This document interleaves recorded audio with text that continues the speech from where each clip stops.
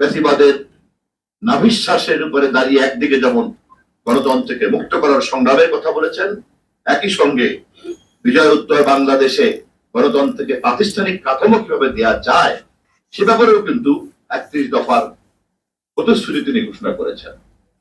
নির্বাচনের প্রতিশ্রুতিতে এটা আবার নতুন করে প্রতিফলিত হয়েছে এবং আমরা দৃঢ়ভাবে বিশ্বাস করি সকলকে যদি আমরা ঐক্যবদ্ধ করে একটা কাঠামোর মধ্যে না আনতে পারি তাহলে কিন্তু আমরা আমাদের এই কাজটা করতে পারবো না।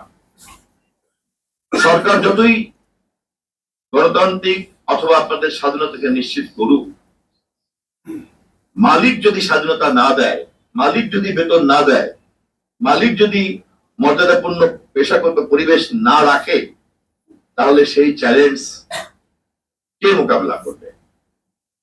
শুধু ইউনিয়ন? রাষ্ট্র তাকিয়ে তাকিয়ে দেখবে?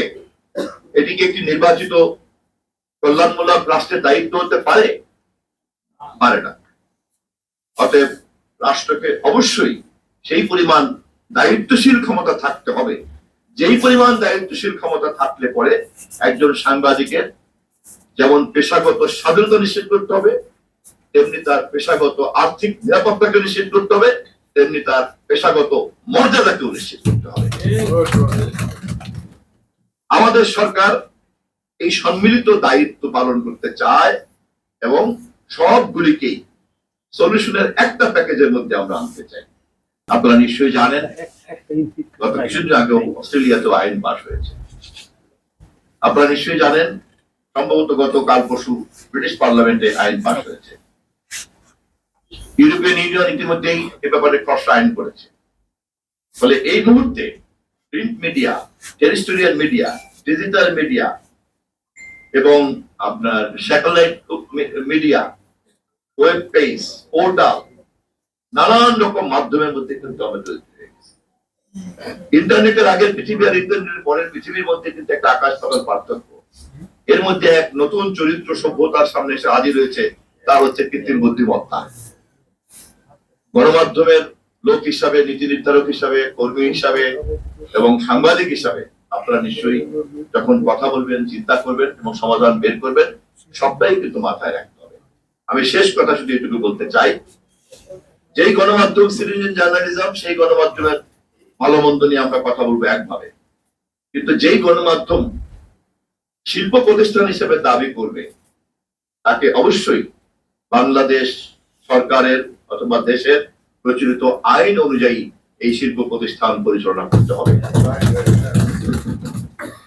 একটা যে কোনো শিল্প প্রতিষ্ঠান তার সকল কর্মকর্তা, কর্মচারী, নিয়োগকৃত ব্যক্তিদের যে নিরাপত্তা মর্যাদা দেয়, সেটা সে দেয় কি দেয় না এটা দেখার দায়িত্ব অবশ্যই সরকারের।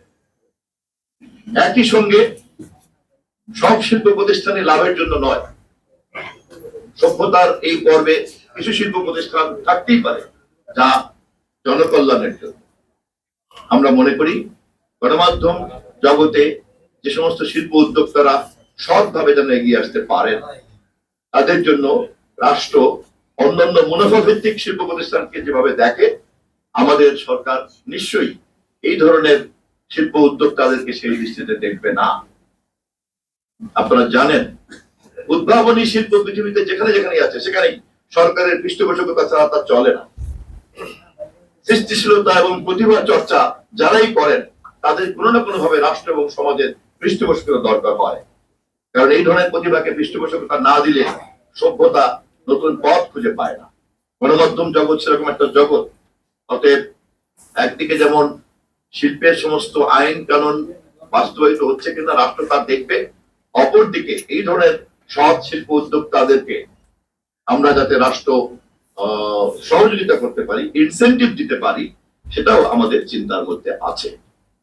ইনশাল্লাহ যদি সবকিছুকে ঠিক মতো দাঁড় করতে পারি এবং সঠিকভাবে সকলে মিলে একটা গণমাধ্যম কমিশন এবং তার কোয়াসি জুডিশিয়াল ক্ষমতা সহ একটা প্রতিষ্ঠান দাঁড় করে ফেলতে পারি আমরা, তাহলে এই প্রতিষ্ঠান হবে বাংলাদেশে ফ্যাসিবাদ উত্তর বাংলাদেশের নতুন যাত্রার সবচেয়ে শক্তিশালী প্রতিষ্ঠান।